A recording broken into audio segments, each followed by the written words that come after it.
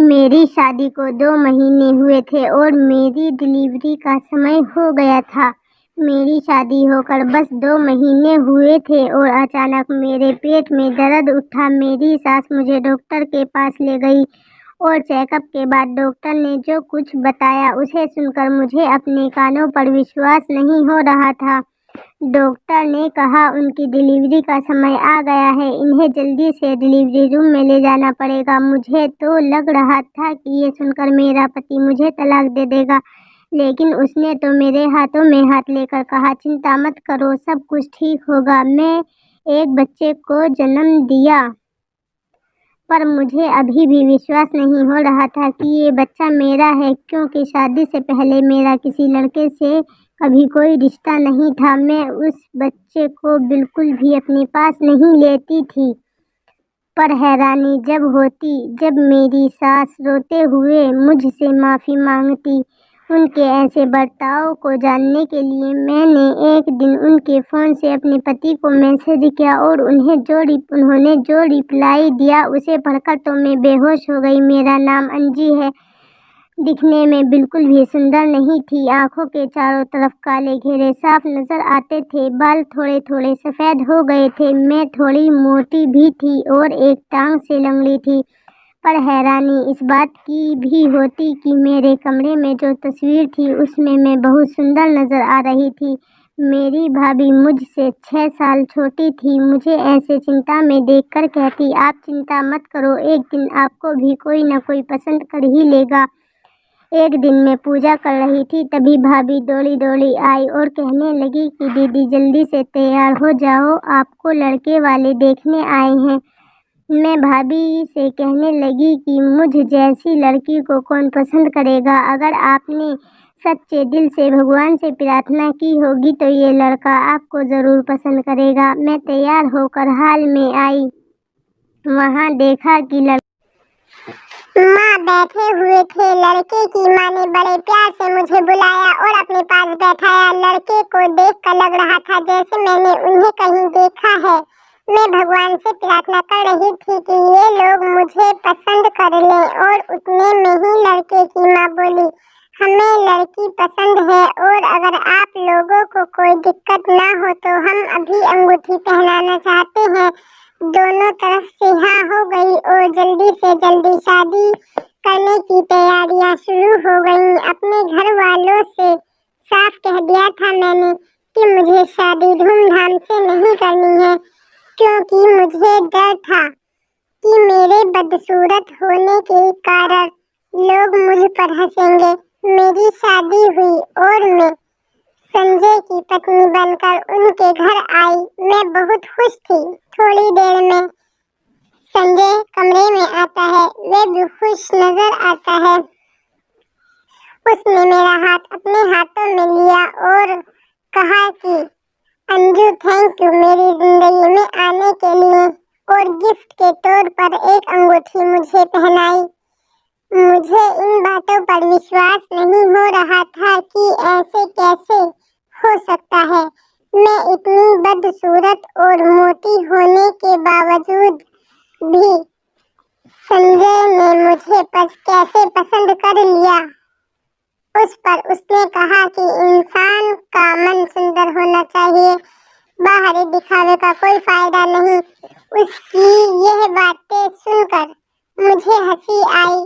संजय ने मुझे बहुत प्यार दिया और मेरी सास मेरी माँ की तरह ही ख्याल रखती थी। मैं बहुत मोटी हो गई थी। संजय को तो बिल्कुल भी सूट नहीं होती थी, इसीलिए मैं डाइटिंग के बारे में सोचने लगी। पर सास कहने लगी कि तुम अगर देखने में सुंदर दिखने लगी तो संजय को बिल्कुल भी अच्छा नहीं लगेगा। ये बात मेरे को समझ नहीं आई। मेरी सास मुझे रोज संजय के आने से पहले कुछ मीठा खाने को देती और मैं उनका प्यार समझ कर खा लेती। आज उन्होंने मुझे केक खाने के लिए दिया, तभी मेरे पेट में दर्द था। अब यह मेरे साथ रोज होने लगा। वह जब भी मुझे मीठा खाने के लिए देती तो मेरे पेट में दर्द उठता। संजय के आने तक मैं परेशान परेशान हो जाती और रात भर संजय मेरे लिए जागता। हम दोनों को बात करने का मौका नहीं मिल पाता और इस चीज से मैं बहुत परेशान हो गई थी। एक दिन मैंने सोचा कि अब मैं वे मीठा नहीं खाऊंगी। अब मुझे मेरी सास पर शक होने लगा था।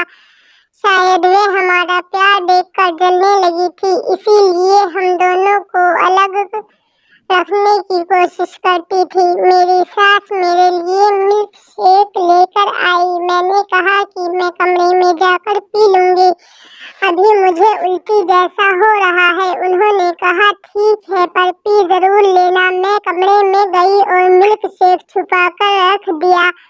मुझे लगा कि आज मेरे पेट में दर्द नहीं होगा, पर मेरा अंदाजा गलत साबित हुआ। मेरे पेट में दर्द उठा और धीरे धीरे बढ़ने लगा। मेरी आवाज सुनकर सास दौड़ी दौड़ी आई और संजय को फोन किया।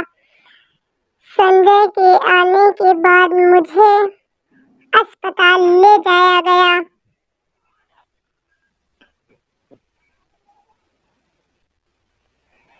मैंने अपनी आंखों से इस बच्चे को खुद को जन्म देते हुए देखा।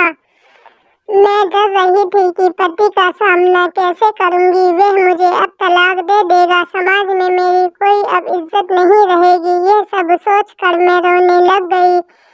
थोड़ी देर बाद मेरी सास और संजय मेरे कमरे में आए। उन्हें देखकर साफ पता चलता था कि वे दोनों बहुत खुश हैं। मेरी सास ने उस बच्चे को मेरी गोद में रखा और कहा, यह लो तुम्हारा बच्चा, बेटा हुआ है तुम्हें और बिल्कुल तुम्हारी तरह दिखता है। मैंने मुंह फेरते हुए कहा, इस बच्चे को मेरे पास मत रखो, ये बच्चा मेरा नहीं है, मुझे घर लाया गया। मैंने साफ शब्दों में सास और संजय से कह दिया था कि यह सब मेरे मायके में पता ना चले। पापा तो पता नहीं क्या सोचेंगे मेरे बारे में। संजय मेरा बहुत ख्याल रखता था। उसकी जगह अगर मेरा और कोई पति होता तो तलाक दे देता। मेरी सास उस बच्चे को संभालती तो मैं उसकी तरफ देखती भी नहीं थी। संजय ने उसका नाम आकाश रखा था। एक बात जो मैं समझ पा रही थी कि जब से यह बच्चा हुआ था, मेरी सास और संजय के बीच बहुत लड़ाई होती थी, क्योंकि इससे पहले कभी संजय ने अपनी माँ से इतनी ऊंची आवाज में बात नहीं की थी। जब भी वह बच्चा रोने लगता, मेरी सास उसे मेरे पास ले आती, लेकिन मैं उसे अपने पास नहीं लेती थी। मेरी सास सोते हुए मुझसे कहती, मुझे माफ कर दो, और अब मैं उनसे पूछती कि आप ऐसा क्यों कर रही हैं, तो वह चुप हो जाती। एक दिन मैंने मेरी सास को संजय से ये कहते सुना कि बुढ़ापे में मुझे बच्चा नहीं संभलता। तुम तुम्हारी बीवी से कहो कि इस बच्चे को संभाले, नहीं तो तुम इस बच्चे के लिए दूसरी माँ ले आओ। संजय गुस्से में कहने लगा कि माँ, यह सब तुम्हारी वजह से हुआ है और तुमने ये सब नहीं किया होता तो आज ये सब नहीं हो रहा होता। यह सुनकर मेरी सास रोने लग गई। थोड़ी देर बाद संजय मेरे कमरे में आया और मेरे रूप की प्रशंसा करने लगा। संजय सही में मुझे बहुत प्यार करता था। बच्चे को जन्म देने के बाद मैं सच में बहुत खूबसूरत हो गई थी। मैं खुश थी। मुझे लगने लगा था कि मेरी सास जो मुझे रोज मीठा खाने के लिए देती थी, उसी की वजह से मुझे ये बच्चा हुआ, क्योंकि अब जब से मुझे ये बच्चा हुआ था, उन्होंने मुझे मीठा देना बंद कर दिया था। संजय ने अब उस बच्चे को संभालने के लिए एक नौकरानी रख ली थी। वह दिन भर बच्चे की देखभाल करती। एक दिन वह मुझसे बोली, दीदी आपकी सास पागल है क्या? क्यों, क्या हुआ? आप जब सो रही थी तब आपके पैरों के पास बैठकर रो रही थी और आपसे माफी मांग रही थी। यह सुनकर मैं शांत हो गई। पर मेरा शक अब और ज्यादा गहरा हो गया था। जरूर उन्होंने ऐसा कुछ किया था जिससे कि मैं 2 महीने में ही बच्चे को जन्म दे दी थी। ये सब सुनकर मेरा सर फटने लगा था। एक दिन रात में मैं पानी पीने के लिए किचन में जा रही थी, तब मैंने संजय और मेरी सास को बात करते हुए सुना। संजय कह रहा था कि मुझे लोगों की परवाह नहीं है, मैंने दूसरी शादी की है, उसे अपनी जान से भी ज्यादा प्यार करता हूँ, मैं उसके बिना नहीं रह सकता। संजय की यह बात सुनकर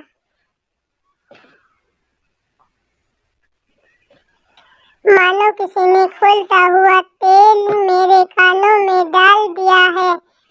मैं अपने कमरे में आकर बैठ गई। थोड़ी देर हुई थी, संजय कमरे में आया और मुझसे कहने लगा कि थोड़ी देर पहले तो तुम्हारा मूड ठीक था, अब क्या हो गया? संजय की दूसरी शादी की बात मुझे अंदर ही अंदर खाई जा रही थी, पर मैं चुप थी। मैंने संजय से नींद की गोली मांगी और मैं गोली लेकर सो गई।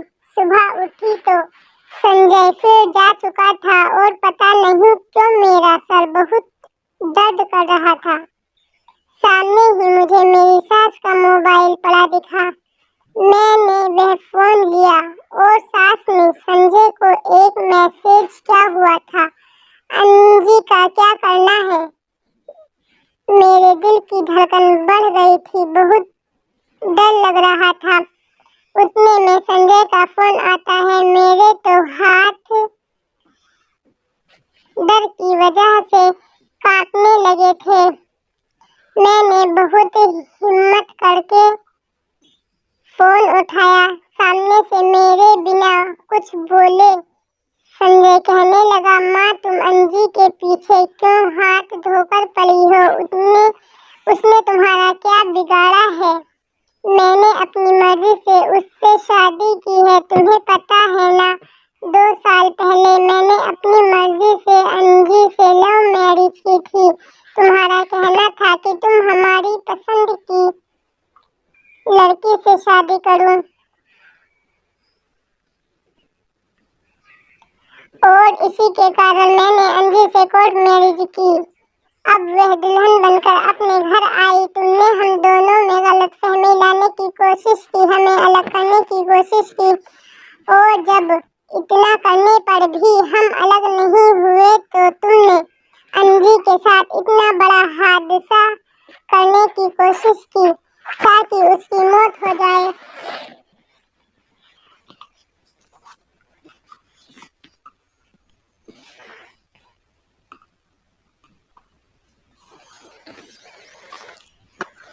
तुम इतनी कठोर कैसे हो सकती हो माँ? कोई अपनी ही बहू के साथ, याद है उसे कितनी चोटें आई थी? डॉक्टर भी हैरान थी कि वह इतना सब कुछ होने के बावजूद भी बच कैसे गई और वह कोमा में चली गई।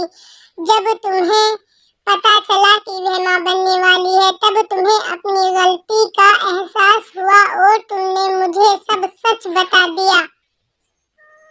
पर कोमा से बाहर आने के बाद अंजी को पहले का कुछ याद नहीं था। उसे तो यही लग रहा था कि उसकी अभी तक शादी नहीं हुई है और इसीलिए उसके माँ बाप उसे ले गए हैं। तुम्हें याद है जब अंजी की भाभी का फोन आया था और उन्होंने कहा था कि दीदी को फिर से शादी करके ले जाओ, क्योंकि उन्हें अभी तक यही लगता है कि उनकी शादी नहीं हुई है, डिप्रेशन में जा रही हैं। तब हम अंजी को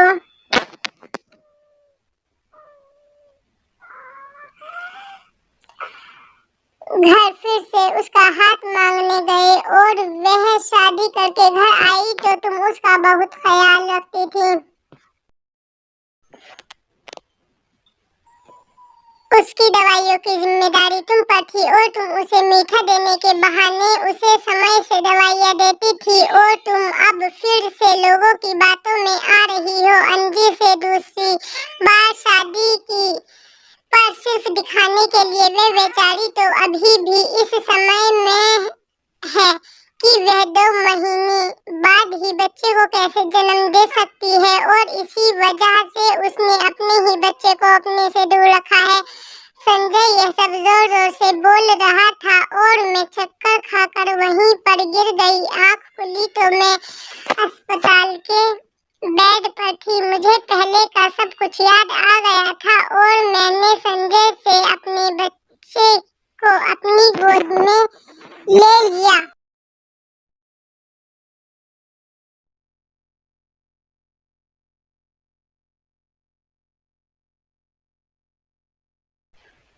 इससे बड़ा सुख दुनिया में और कोई नहीं। मेरी सास ने मुझसे माफी मांगी और मैंने माफ कर दिया। हालांकि यह इतना आसान भी नहीं था क्योंकि इतना सब कुछ उन्हीं की वजह से हुआ था, पर शायद भगवान भी मुझे माफी दे क्योंकि जाने अनजाने में मैं भी अपने बच्चे को खुद से दूर रखी थी।